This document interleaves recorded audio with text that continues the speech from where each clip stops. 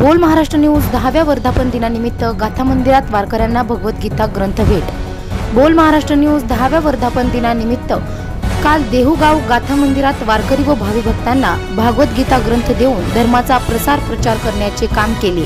या निमित्ताने यावेळी गाथा मंदिरातील सर्व वारकरी तसेच बोल महाराष्ट्र न्यूजचे संपादक तसेच चंद्रकांत उदगीरे, सागर लोहार, संदीप पाटील, प्रहारचे कार्यकर्ते उपस्थित होते। यावेळी घेतलेले काही क्षण।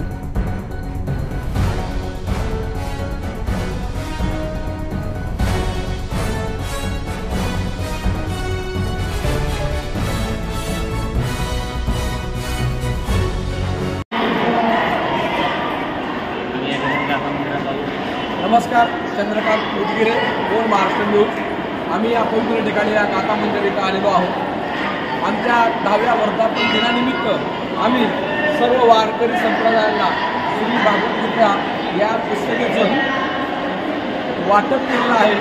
तरी आम्हाला महाराज इथे भेटलेले आहे। तर महाराजांना विचारतो कुठल्या पद्धतीनं कसं आपण समाजाला सर्वांना काय मार्गदर्शन घेतात किंवा आपल्या धर्माचं परिवर्तन होऊन जास्तीत जास्त प्रसार कसा व्हावा याबद्दल आम्ही 2 शब्द विचारतो। रामकृष्ण हरी। गाथा मंदिरातून मी जयशंकर पाठक काका गाथा मंदिर पुजारी बोलतोय। तर त्यांचं जे कार्य चालू आहे तर या कार्याला माझ्या सर्वात प्रथम हार्दिक शुभेच्छा, नाही का।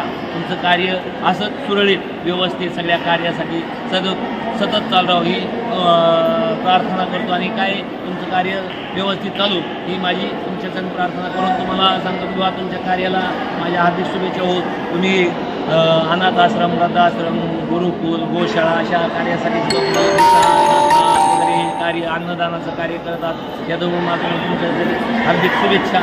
आणि गाथा मंदिरात तुम्ही पण सगळ्यांना गीता वगैरे वाटप केले त्याच्याबद्दल तुम्हाला अधिक धन्यवाद देतो।